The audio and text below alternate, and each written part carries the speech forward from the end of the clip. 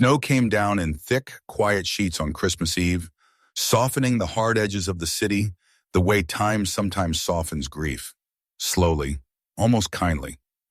Ethan Caldwell stepped out of the glass and steel office tower he owned a third of, locking the door behind him with the same care he brought to everything else.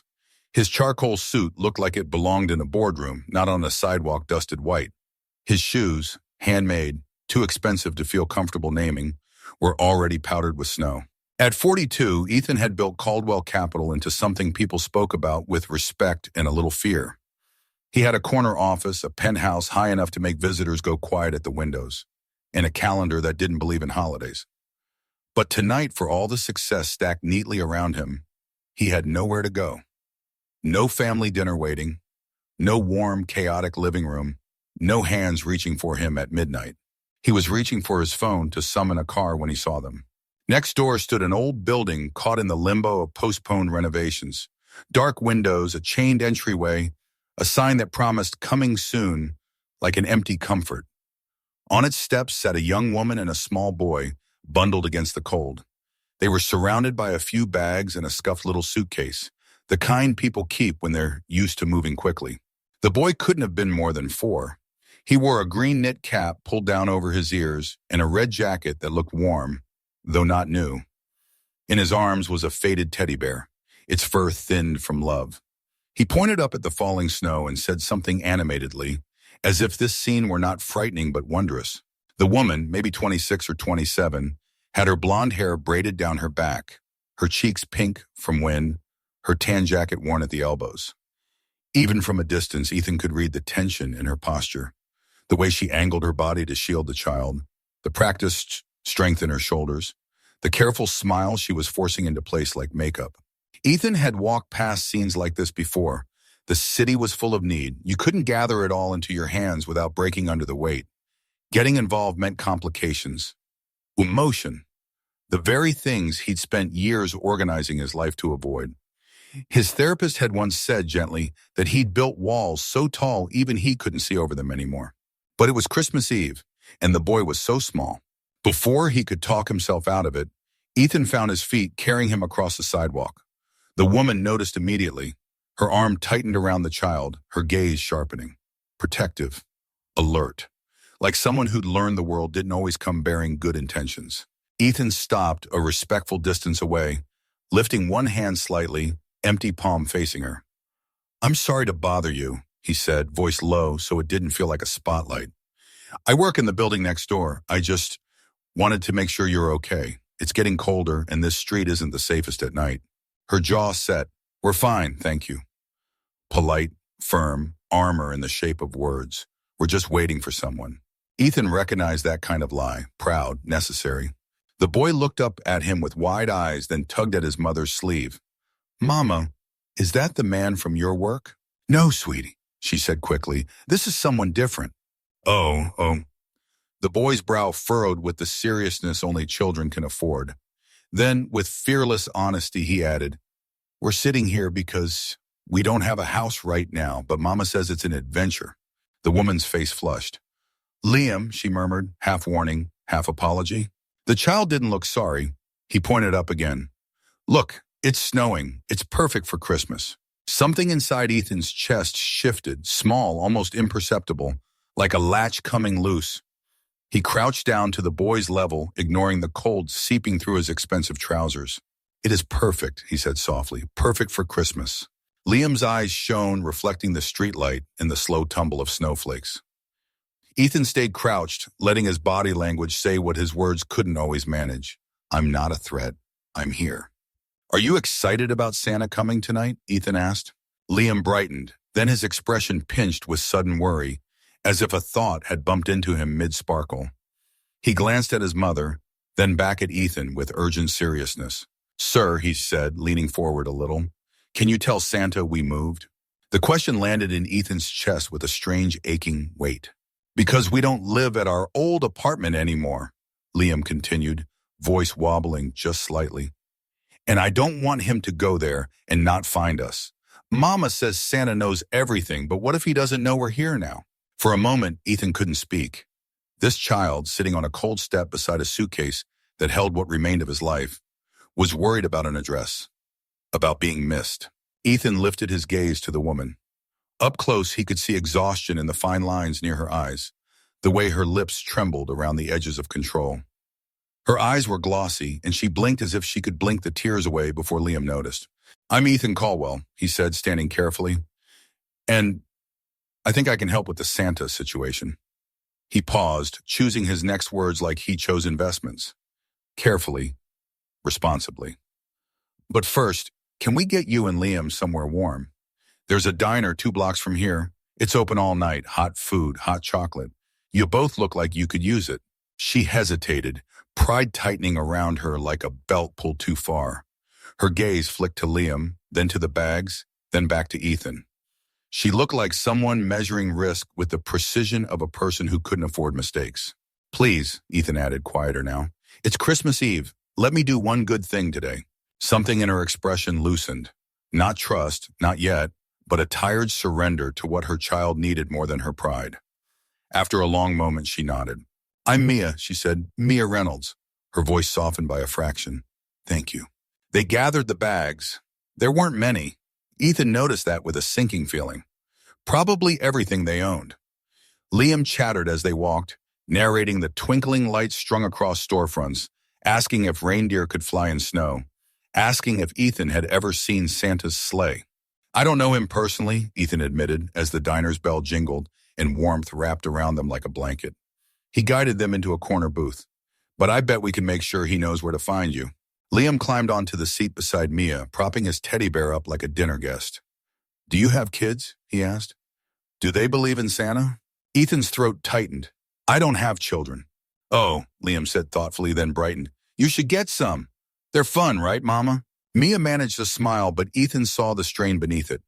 The way she was holding herself together with sheer will. The waitress came by, cheerful in a way that felt practiced but kind.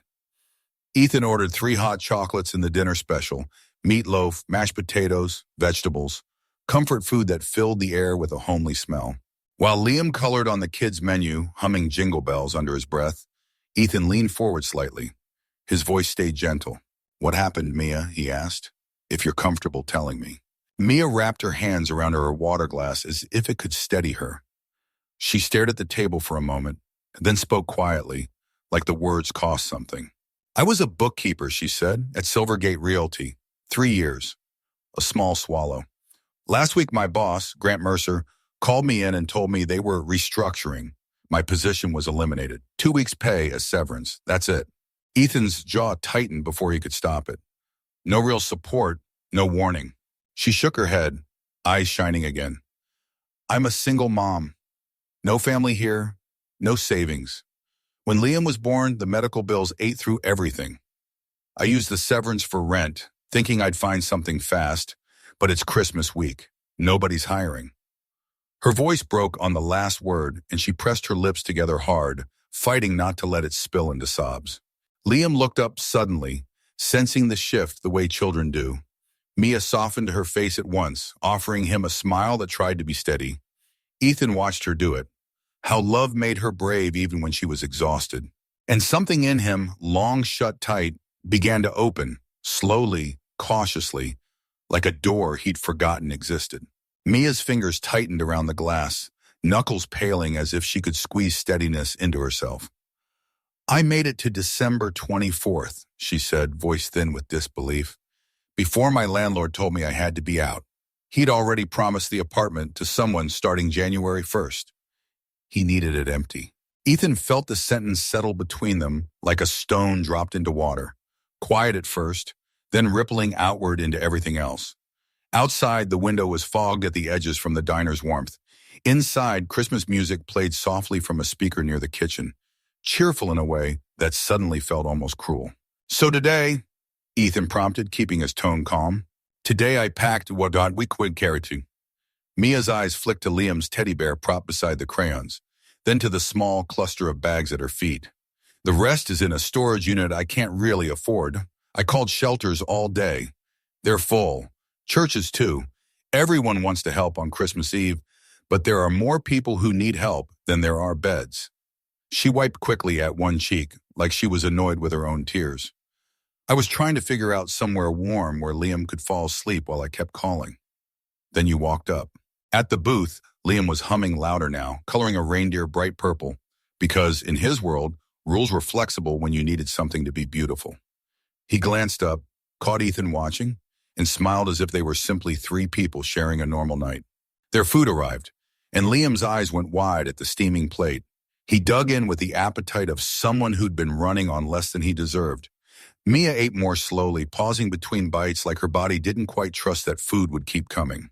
Ethan waited until Liam was absorbed again, then leaned in a little. "Mia," he said gently, "what if I told you I might have a solution, at least for tonight?" She lifted her gaze, weary and wary. "I'm not interested in anything. That isn't safe." The emphasis was careful. She'd learned somehow to speak clearly in a world that often pretended not to understand. Ethan's stomach tightened with shame that she even had to say it. "Of course," he said quickly. "I mean a place to sleep. I have a guest room. Actually, I have two. They're empty because I never have guests." He paused, letting her see his sincerity before he added, "Separate rooms. Locks on the doors if you want. Whatever you need to feel comfortable." Mia's first instinct was immediate, automatic. "I can't accept that." "Why not?" She opened her mouth, then closed it. "Because I don't know you, because I don't take charity, because if I accept help, it means I'm failing." The words hovered behind her eyes, visible, even when unspoken. Ethan softened his voice. "Because pride is easier than vulnerability," he said, not as an accusation, more like an understanding offered gently. "I know that feeling. I've lived in it for a long time." He glanced toward Liam, who had gravy on his chin and no idea how heavy the adults were carrying the air.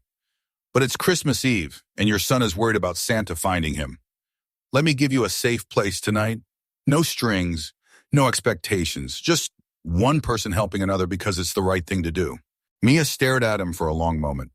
Ethan could almost see the battle inside her, the part that wanted to hold on to control and the part that wanted to rest. Finally, she exhaled, a small surrender that sounded like relief trying not to show itself. "One night," she said quietly, "and tomorrow I start making calls, finding something permanent." "One night," Ethan agreed and meant it. Liam looked up as if sensing a shift. "Are we going somewhere warm?" he asked hopefully. Mia brushed his cheek with her thumb. "Yes, baby." Ethan watched that tenderness and felt something unfamiliar stir in him. An ache that wasn't painful exactly, more like waking up a part of himself he'd kept asleep for years. They left the diner with their bags, the bell above the door chiming them back into the cold. The snow had eased into a softer fall, the street lights making everything glow as if the city had decided to be gentler for a few hours.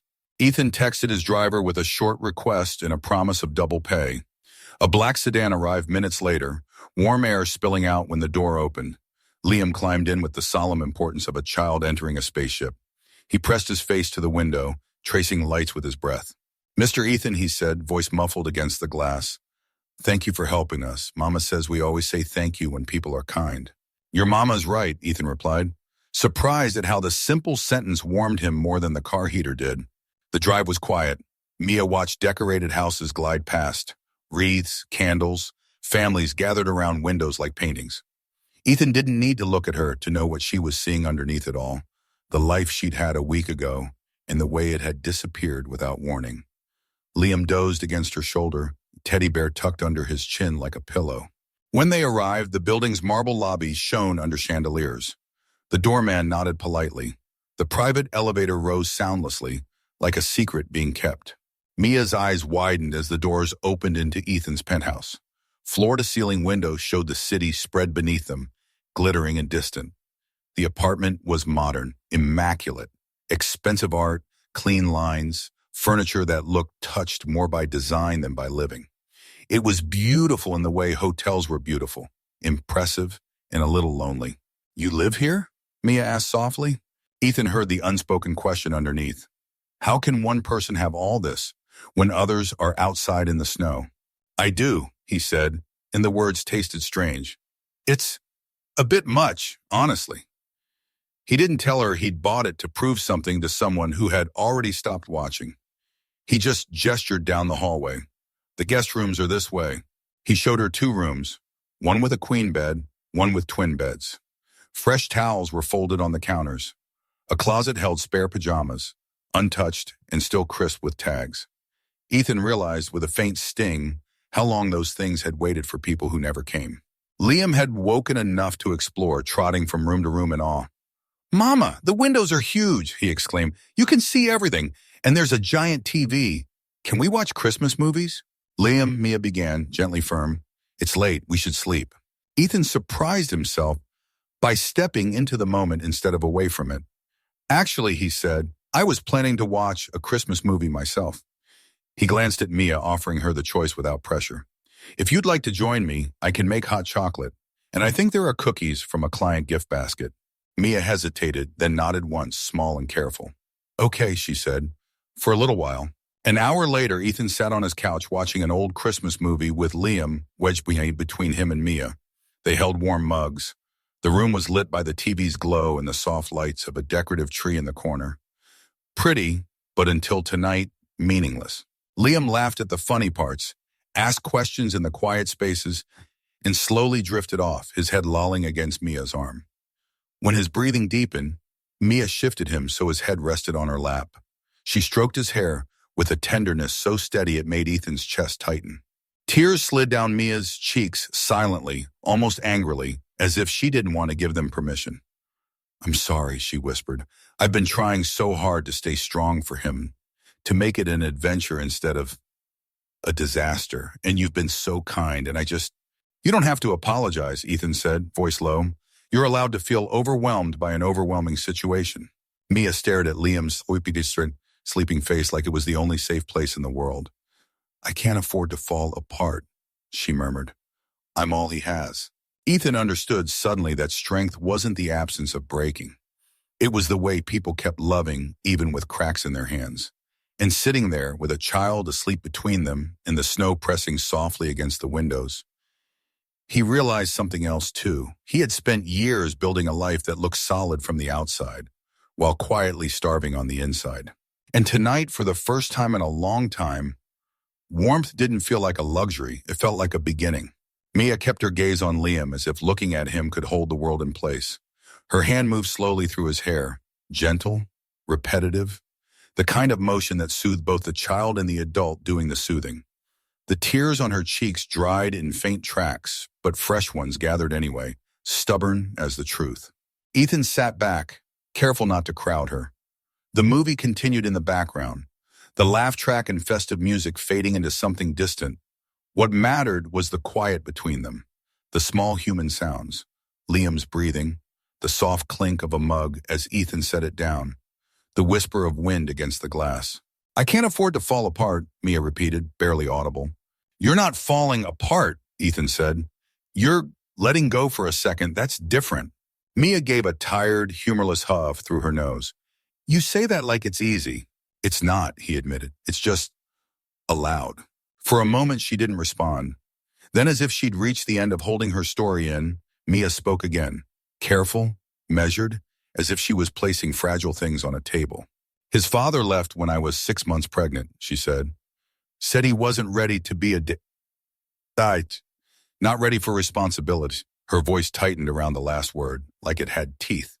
"I haven't heard from him since." Ethan felt a sharp anger on her behalf, immediate and clean. Not the abstract anger of headlines or distant injustice. Something personal, because he could see the cost in her face. "My parents died when I was 20, Mia continued. "Car accident. I was an only child." She swallowed. "So it's been me and Liam against the world." "That's a heavy load," Ethan said quietly. "It is," she agreed, and the simplicity of it made it heavier. "But I managed. Until my boss decided I was expendable." Bitterness threaded through her voice. Not dramatic, just earned. 3 years I worked for him, early mornings, late nights, doing everything right, and he let me go the week before Christmas like I was nothing. Ethan's jaw tightened. He felt anger not only at Grant Mercer, but at the system that allowed people to be reduced to numbers and positions, and uncomfortably at himself. He'd made decisions like that, not identical maybe, but close enough to see the outline. He'd been the man behind closed doors saying, "We need to cut costs. We need to restructure." He had never asked who would carry the consequences home. "I'm sorry," Ethan said, and his voice held more than politeness. You didn't deserve that. Maya looked at him then, really looked. In the dim light, Ethan saw how young she was beneath the exhaustion. The lines weren't from age, but from bracing. They sat in silence for a while, the movie's glow flickering across Liam's sleeping face. Ethan thought about how easily a life could tip, how one meeting in an office could push someone from stable into stranded. He'd always believed control was the answer. Work harder, plan better, protect yourself, but Mia had worked hard. Mia had planned, and still the ground had moved. "Can I ask you something?" Mia said finally. "Of course." "Why are you doing this?" Her question wasn't suspicious so much as tired. "You don't know us. We're strangers. And yet you brought us here, fed us, gave us a safe place. Why?" Ethan leaned back, letting himself think honestly instead of crafting an answer that sounded good. "I'm not entirely sure," he said. "I don't usually do things like this." Mia's mouth curved faintly, not quite a smile. "So this is your Christmas good deed." "Maybe it started that way," Ethan admitted, "but it's not that now." He glanced at Liam, then back at her. "When he asked about telling Santa you moved, something shifted. It was such a small worry, but it held so much." He paused. "It made me realize I've been spending Christmas Eve alone in an apartment that doesn't feel like a home." Mia studied him as if testing the words for honesty. "You're lonely," she said, not accusing, just naming. Ethan exhaled. "Yes." The admission felt like taking off a jacket he hadn't realized was heavy. Maya looked around, expensive art, empty surfaces, the kind of space that didn't carry anyone's laughter. "Loneliness is different from being alone," she said softly. "I've been alone with Liam for years, but I haven't been lonely. Because I have him." She paused, eyes gentle but direct. "You have all this, but nobody to share it with." Ethan nodded once. "Nobody." And in that moment, the penthouse felt less like a symbol of success and more like a very polished echo. They moved together quietly to put Liam to bed, like they'd done it before, like a small, temporary team formed by necessity and kindness. Ethan carried Liam carefully down the hall, surprised by how light he was, how easily a child could fit into your arms and change the shape of your night. Mia pulled back the covers and took Liam from Ethan with practiced ease. She tucked him in, smoothing the blanket as if it mattered, like if she made his world neat enough, it would stay safe. Liam barely stirred. He mumbled something about reindeer, then sighed and settled deeper into sleep. Mia leaned down and kissed his forehead, lingering as if she could leave warmth there. "He still believes in magic," she whispered, her voice a mix of awe and grief. "Despite everything." Ethan stood in the doorway, hands in his pockets, feeling like a guest in something sacred. "That's a good thing," he said. "It is," Mia agreed. She straightened slowly, blinking back fresh tears. "But I don't know how to keep it alive for him when I'm not sure I believe anymore." Ethan didn't rush to fix the sentence with optimism. He let it be true. Then he said softly, "Maybe we help each other believe again." Mia's eyes lifted to his. The hallway light was dim, but the look between them was clear. Two people who had been carrying different kinds of emptiness, recognizing something familiar in the other. "You and Liam remind me what matters," Ethan continued. "Not in a dramatic way, in a simple way. Warmth, safety, somebody noticing you." His throat tightened. "And maybe I can help you get back on your feet. Not just for one night. I have resources, connections. And I don't want to go back to the way my life felt before I saw you on those steps." Mia's breath caught slightly. "That sounds..." She hesitated, like the word hope had become dangerous. "That sounds too good." "It might be," Ethan said honestly, "or it might be exactly what's supposed to happen when people stop walking past each other." Mia held his gaze for a long beat. Then very quietly she asked, "If I say yes to help, what does it cost?" "Nothing," Ethan said immediately. "No debt, no obligation, no pressure." He paused, then added, "Except maybe the courage to let someone stand beside you for a while." Mia's shoulders sagged in a way that wasn't defeat, but relief trying to find a place to land. "I'm not used to that," she admitted. "I'm not either," Ethan said. And the two confessions sat together like matching puzzle pieces. They walked back to the living room, the tree lights still glowing. Outside, the snow continued, steady and quiet. The city looked far away from up here, as if all the noise and rush belonged to someone else. "Merry Christmas," Mia said softly, and this time the words didn't sound like a greeting so much as a wish. "Merry Christmas," Ethan answered. Later, when Mia went to her room, Ethan stood alone for a moment in the center of his beautiful, sterile apartment. The silence was still there, but it had changed. It wasn't empty the way it had been earlier. Now it carried the faint promise of life. A child's small footsteps in the hallway, a woman's voice softened by exhaustion, a shared cup of hot chocolate on the table. Ethan lay awake longer than he expected. He thought about how easily he'd accepted loneliness as normal. He thought about walls and what it meant to finally open a gate. Eventually, sleep took him in a way it hadn't in months, like he'd set something down. He woke to laughter. For a second, he didn't know where he was, only that the sound was bright, alive. He stumbled out of his bedroom in an old t-shirt and sweatpants, hair mussed, eyes half closed. In the living room, Liam stood at the window with his nose pressed to the glass, leaving a small, foggy circle. "Mr. Ethan," he announced, spinning around. "It snowed so much. Look, it's like a snow globe." Mia was in the kitchen, looking embarrassed and apologetic. "I'm sorry," she whispered. "I couldn't keep him quiet. He's so excited. He thinks—" She lowered her voice. "He thinks Santa found us." Ethan followed her gaze. Under his decorative tree, placed there for appearance more than celebration, sat 3 wrapped presents, bright paper, neat bows, a small tableau of magic. Mia stared at them as if they might vanish if she blinked. Ethan, he felt warmth creep into his face, caught between pride and something tenderer. He'd ordered them in the early hours, paying extra for overnight delivery and gift wrapping like a man trying to purchase a second chance at being human. Ethan stepped closer to Liam and lowered his voice like it was a secret. "Looks like Santa did find you," he said, winking. Liam gasped, hands flying to his cheeks. "I told you," he shouted, and launched himself toward the tree with the kind of joy that didn't ask permission from reality. And watching Mia cover her mouth with her hand, eyes shining, Ethan felt something settle inside him. Not a grand solution, not a perfect ending. Just the quiet, stubborn certainty that sometimes one small kindness can change the entire direction of a night. Liam turned to the first present with reverence and urgency, the way children unwrap not just paper, but possibility. The living room filled with the crisp sound of tape peeling, paper crinkling, his little breaths of surprise. "A jacket," he exclaimed, holding up a warm navy coat lined with soft fleece. He pressed it to his chest like it might hug him back. "Mama, look! Santa knew I needed a big boy winter jacket." Mia's hands trembled as she reached out to touch the fabric, as if confirming it was real. Her eyes were bright and wet, but she smiled anyway. One of those smiles that tries to be steady even while breaking open. The second gift was a small stack of books, picture stories and early readers, their covers shiny and hopeful. Liam patted them like pets. "These are for me?" he asked, stunned that the world would offer him something that didn't have to be earned. "The third one," Ethan said softly, "is for Teddy." Liam blinked, then pulled open the last package to reveal a small, stuffed reindeer with stitched-on antlers and a red scarf. He squealed, a sound so pure it made Ethan's chest ache. "A friend for Teddy." Liam immediately introduced them, pushing the reindeer nose to nose with the worn bear.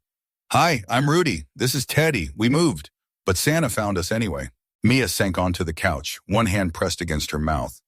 Ethan didn't pretend not to notice. He just stood near the window, giving her space to feel whatever was rising.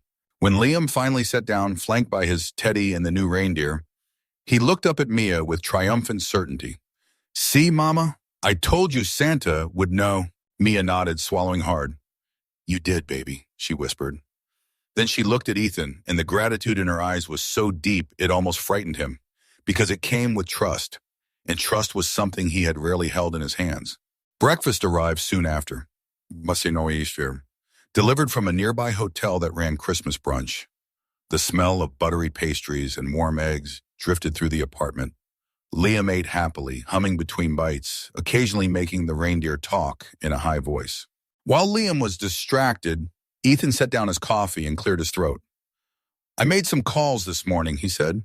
Mia stiffened automatically. Old instincts bracing for disappointment. "Calls?" Ethan nodded. "To my head of HR." He kept his tone gentle, careful. "We have an opening for a senior bookkeeper. It's more responsibility than your last job, and it pays significantly better. If you're interested, The interview is yours. Mia froze with her fork halfway to her mouth. You're offering me a job? I'm offering you an interview. Ethan corrected softly, though the corner of his mouth lifted.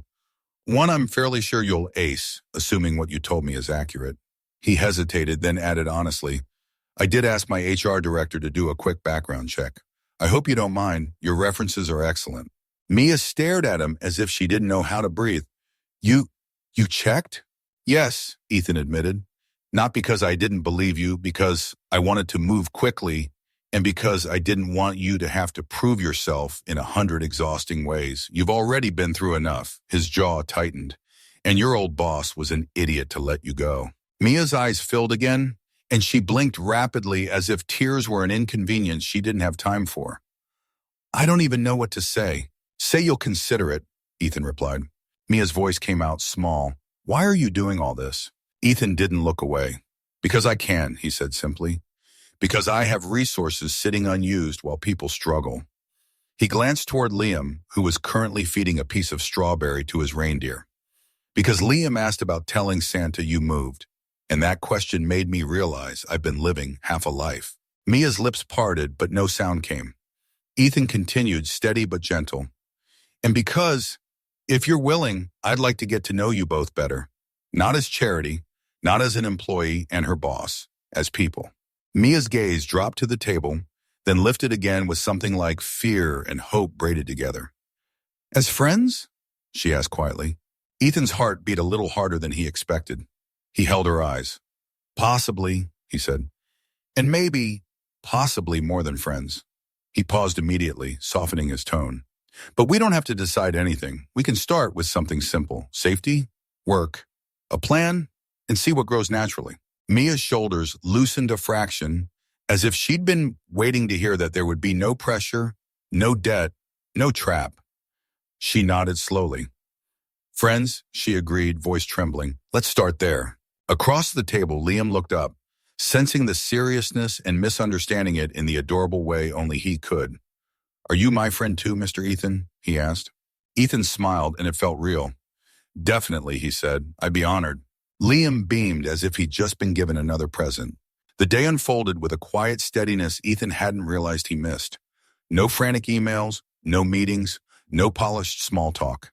Instead, there were little tasks that felt strangely meaningful. Mia helping Liam try on his new jacket, Ethan finding a scarf in a closet he rarely opened, Liam insisting the reindeer needed its own seat on the couch. At one point, Mia stood by the window, watching the city below. The snow had softened the streets, turning traffic into slow-moving ribbons. She looked like someone caught between two lives, one that had collapsed and one that didn't quite feel safe to trust yet. Ethan approached without crowding her. If you take the job, he said, we can also help with housing. Mia turned wary again. Housing? Our company has a corporate housing program, Ethan explained. For employees relocating or in transition, there's a 2-bedroom apartment available, fully furnished, available immediately. You and Liam could stay there rent-free for 3 months while you get stable. After that, it transitions to a reduced rate. Mia's breath hitched. I can't, Ethan, that's too much. It's not, he said steady. It's practical. It's what the program is for, and it's safer than shelters. It gives you room to breathe. Mia's eyes glistened. Why does it feel like I'm dreaming? Because you've been living in survival mode, Ethan said softly. And in survival mode, kindness can feel unreal. He paused, then added, but it's real. Liam ran in from the hallway, jacket on, zipper crooked, cheeks flushed with excitement. Mama, I look like a superhero, he declared. Mia laughed. Actually laughed, a small sound that seemed to surprise her. She knelt to fix his zipper, hands gentle and sure. Ethan watched the scene and felt something quiet shift again. The apartment looked less like a showroom and more like a place where life could happen. Later, Ethan drove them to the corporate apartment. He wanted to do it himself, even though he could have arranged a driver. It mattered to him to be present, to not outsource this part. The building wasn't as grand as his, but it was clean, safe, warm. The apartment was modest but bright, sunlight reflecting off the snow outside. Mia walked from room to room slowly, fingertips brushing the back of a chair, the edge of a countertop, like she couldn't believe she was allowed to touch stability again. Liam ran to the second bedroom and bounced on the bed. This is mine, he asked, eyes wide. If you want it to be, Mia whispered, voice cracking. Liam threw his arms around her waist, burying his face in her jacket. I told you Santa found us, he said, muffled. Mia closed her eyes and hugged him tightly, as if anchoring herself to the moment. Ethan turned away for a second, giving them privacy, but his throat tightened anyway. As they unpacked the few bags, Mia moved carefully, putting things in drawers like she was afraid they'd be taken away if she made herself too comfortable. Ethan found himself lingering by the doorway, unsure how to leave without breaking the fragile warmth. Mia noticed. You don't have to keep saving us, she said softly, almost embarrassed. Ethan shook his head. I'm not saving you, he replied. You've been saving yourself for years. I'm just stepping in where the world should have stepped in sooner. Mia studied him, then nodded slowly. Okay, she said. Then, thank you for stepping in. They stood in the quiet living room of the new apartment. Outside, snow drifted down like a slow blessing. Inside, Liam sat cross-legged on the rug, making Teddy and Rudy talk about how reindeer never get lost because they follow the stars. Mia's gaze softened as she watched him. He keeps believing, she murmured, even when I don't. Ethan's voice was gentle. Maybe that's what kids do, he said. They lend us their belief until we can hold our own again. Mia looked at Ethan then, really looked, and the silence between them wasn't awkward. It was careful, curious, a space where something new could form without being rushed. Friends, she said again, as if grounding herself. Ethan smiled. Friends, he agreed. And for the first time in a long time, the word didn't feel like a small thing. The week after Christmas moved differently for Ethan, less like a sprint, more like a slow exhale.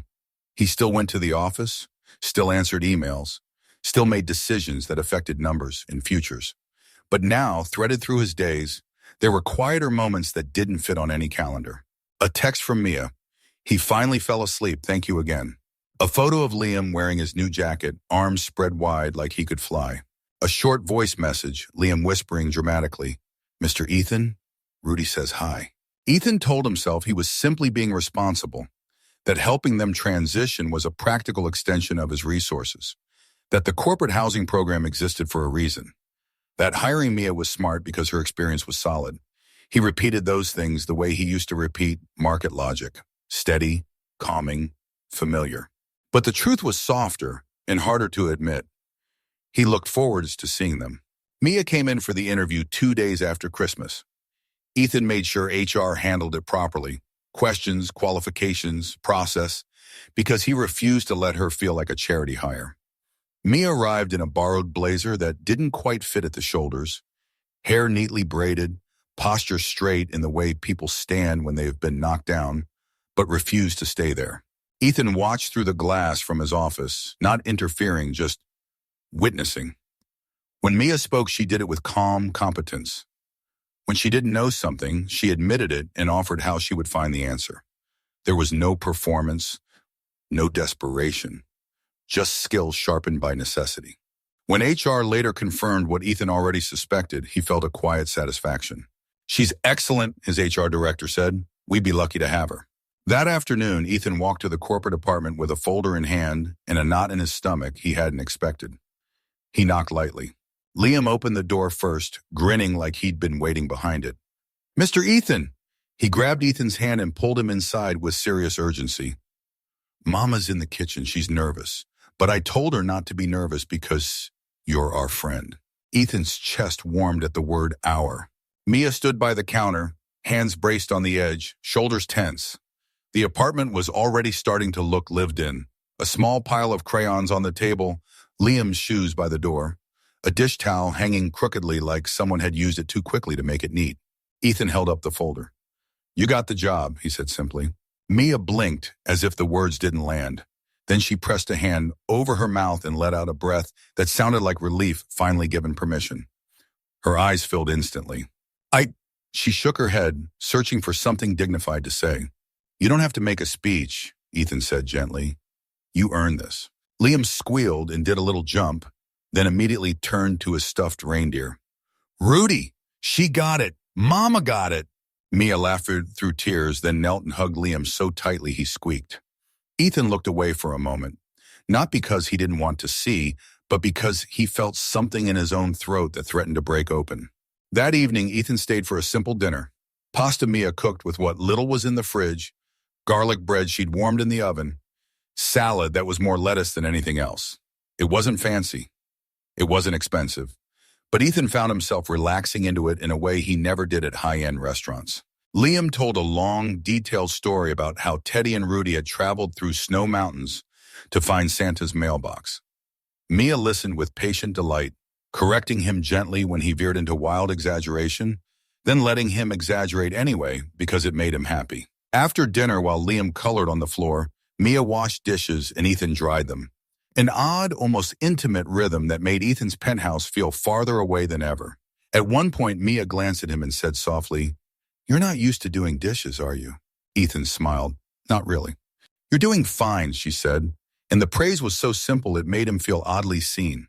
Later, when Liam finally fell asleep on the couch with Teddy and Rudy tucked under his arms, Mia and Ethan sat quietly, the apartment lit by a single lamp. The silence wasn't empty. It was restful. Mia looked down at her hands. "I'm scared," she admitted. "Not of the deep. I can do the job. I'm scared of trusting this, of letting myself believe we're safe." Ethan nodded slowly. "That makes sense," he said. "When the ground collapses once, you keep waiting for it to happen again."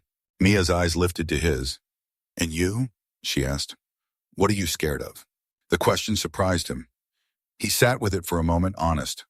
"I'm scared," he said quietly, "that if I let people in, I won't know how to be what they need, that I'll fail them." Mia held his gaze. "You don't have to be perfect," she said. "Just present." The word hit him softly like a hand on his shoulder. January arrived with clean mornings and cold air that tasted sharp, as if the city itself had decided to start over. Mia began work at Caldwell Capital and quickly became the kind of employee people relied on without even realizing it. Steady, detail-oriented, quietly efficient. Ethan heard her name in meetings more than once. She caught an error in the ledger before it became a problem. She built a cleaner system for tracking invoices. She's really good. Each time, Ethan felt a private warmth. Not pride in himself, pride in her. Pride that she was being seen for what she could do, not for what had happened to her. Liam started preschool nearby through a subsidized program Ethan's HR director helped connect them with. On the first day, Liam insisted on wearing his Santa jacket, even though it wasn't snowing. He clung to Mia's hand at the doorway for a long minute, then looked at Ethan, who had offered to walk them there, and said very solemnly, "If I'm brave, Santa will always know where I am." Mia's eyes shimmered, but she kissed Liam's forehead and whispered, "You're already brave." Life didn't become perfect. Mia still jumped a little when her phone rang from an unknown number, still held her breath when bills arrived, still apologized too often for taking up space. Ethan still caught himself retreating into work when feelings got too close, still struggled with the instinct to solve everything with money instead of presence. But slowly, something changed, not with grand gestures, but with repetition. Ethan showing up at the corporate apartment with the groceries because he happened to be nearby, and then staying to read Liam a bedtime story. Mia texting Ethan after a hard day, "I wanted to quit for a second. I didn't.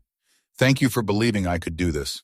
Liam making a place for Ethan at their small table without asking, sliding a crayon toward him like a peace offering. One evening, a month after Christmas, the three of them walked through a neighborhood lit with leftover winter decorations. The air was cold enough to make their breath visible. Liam ran ahead, then doubled back, weaving between them like he was stitching them together. Mia and Ethan stopped under a street lamp. Snow began again, light, delicate, like the sky was remembering. Mia looked up, then back at Ethan. "Do you ever think about that night?" she asked quietly. "All the time," Ethan admitted.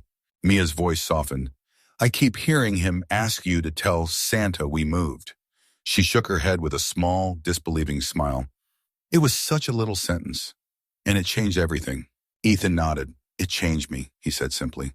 They stood there while Liam tried to catch snowflakes on his tongue, laughing at his own attempts. Mia's shoulders relaxed the way they rarely did at the office. Ethan felt something in his chest, still cautious, still learning, but undeniably alive. Mia glanced at him, uncertainty flickering. "Friends," she reminded him softly, as if checking the boundary. Ethan held her gaze. "Friends," he agreed. Then after a beat, he added, "and maybe something that grows at its own pace." Mia's breath caught, but she didn't step back. She didn't fold into fear. She just looked at him with a quiet honesty That felt like trust slowly taking root. I don't want Liam to get attached and then... She stopped, unable to finish. Ethan understood. He lowered his voice. I'm not going anywhere, he said. Not as a dramatic vow, but as a grounded intention. And if we're going to do this, whatever this becomes, we do it carefully, with respect, with time, with Liam's heart protected. Mia's eyes filled, but she smiled. Small, real. Okay, she whispered. Liam ran back toward them, cheeks flushed, arms full of snow like he'd gathered it as evidence. Look, he announced, it's Christmas snow again. Mia laughed gently. It's not Christmas anymore, baby. Liam frowned, then brightened. But it feels like it, he said, satisfied. Ethan looked at Mia, and something inside him softened completely. Maybe that was what healing was. Not erasing what hurt, not pretending fear didn't exist, but letting warmth return anyway. As they walked home, Liam's mittened hand in Ethan's, Mia beside them, Ethan realized his life had started to look different from the inside. Less polished, more real. Less impressive, more meaningful.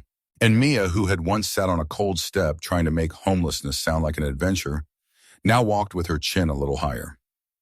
Not because everything was solved, but because she wasn't carrying it alone anymore. Sometimes, Ethan thought, a child's question could be a kind of compass. Can you tell Santa we moved? It wasn't just about an address. It was about being found. And in a quiet, unplanned way, they had found each other.